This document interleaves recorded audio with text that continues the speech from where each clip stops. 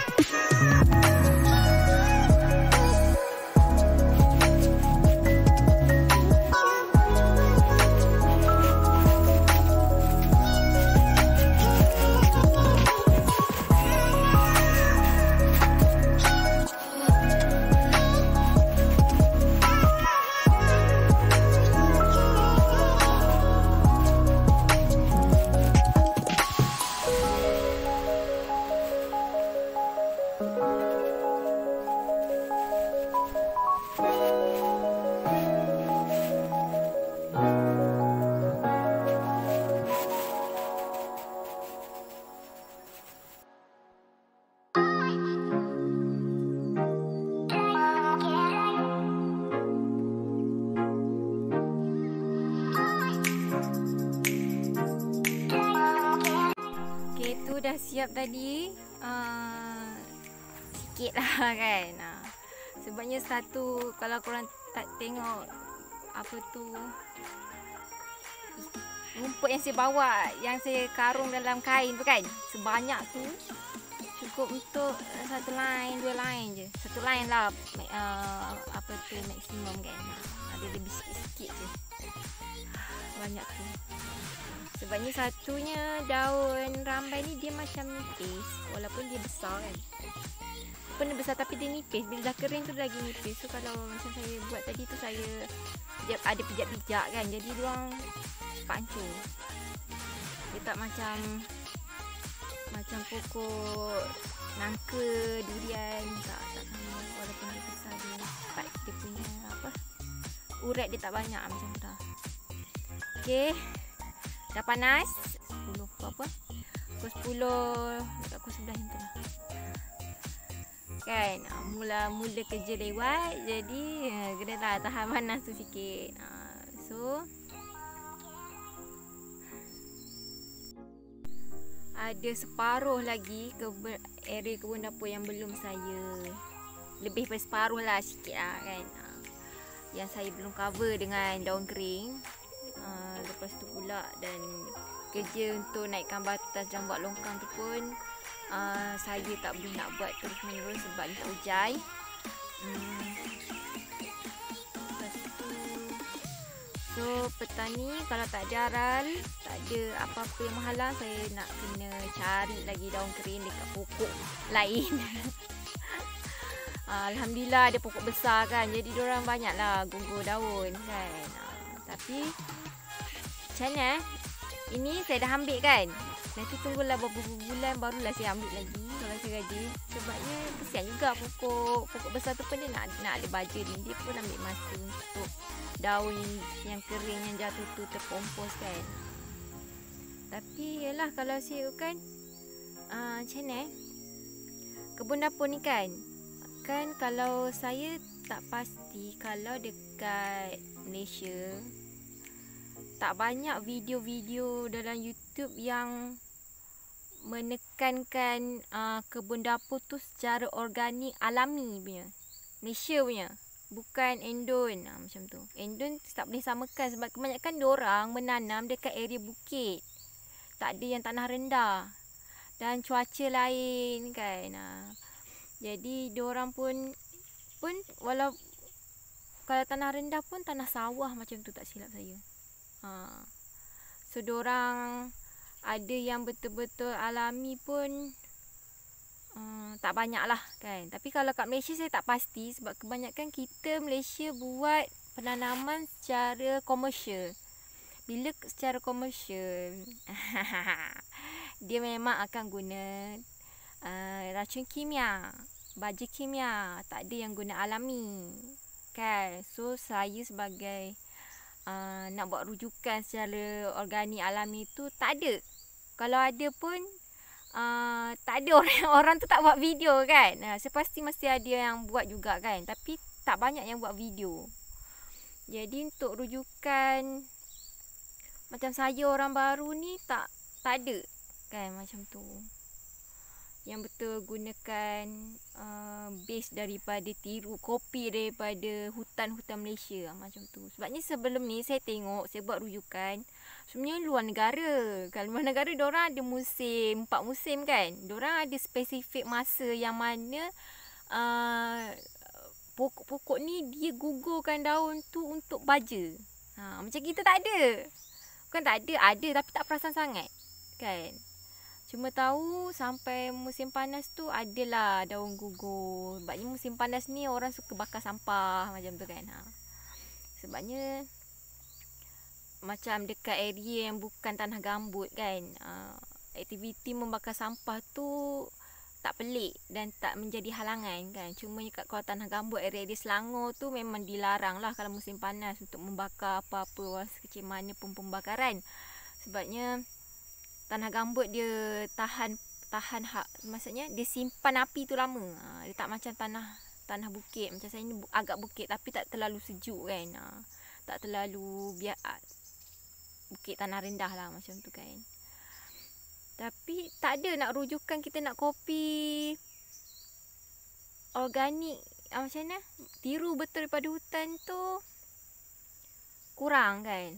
So saya banyak tiru diorang punya sistem, tapi tak sesuai. Sebenarnya sepanjang saya buat kebun dapur bertahun ni, 3 tahun macam tu, tak ada lagi yang betul-betul lawa, sesuai, mantap. Maksudnya tak pernah ubah dah, tak ada.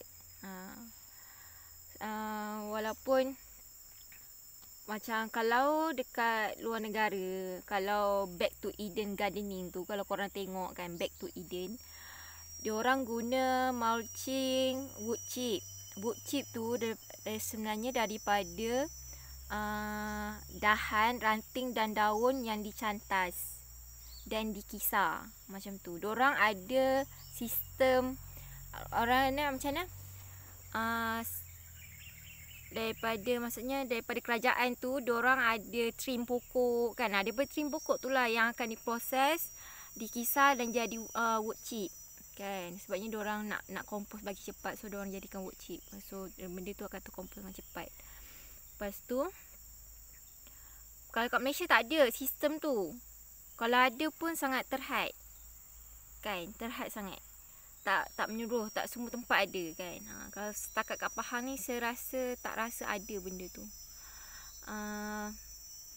Lepas tu, setakat ni saya yang kopi, yang saya cuba mula-mula buat daripada awal saya buat tapak ni adalah cuma letak daun kering atas batas, yang betul-betul daripada hutan Malaysia kan. Tu pun oleh sebab kita tak ada waktu cuaca musim yang tepat kan untuk pokok-pokok ni betul-betul gugur kan. Macam tu kan, kalau luar negara kan musim luruh kan, so pokok-pokok semua bogel kan. Kita tak ada bentuk, kita sentiasa hijau. Jadi kalau gugur pun kita tak perasan sangat benda tu gugur. Kena alert kalau musim panas tu, cari daun gugur kan. Tapi saya rasa setakat ni tahun ni baru ni saya letak lagi daun kering kat kebun dapur saya ni. So saya rasa setakat ni memang dia membantulah kan. Cumanya sebab saya perasan bila saya letak rumput kering dekat atas batas, siput suka. Walaupun atas batas tu sebenarnya kering kan. Bila letak rumput kering kan, ada sekarang mesin rumput, saya letak atas batas tu kan, siput sangat suka. So bila siput sangat suka, diorang hancurkan anak pokok, anak-anak benih yang ada naik kat situ kan. Tu saya fikir macam mana nak buat batas, maksudnya nak sungkup pokok-pokok ni tanpa diganggu oleh siput-siput ni. Sebab saya buat rujukan daripada luar negara, diorang boleh buat macam tu, siput tak kacau. So sebabnya bila saya buat tak jadi kan.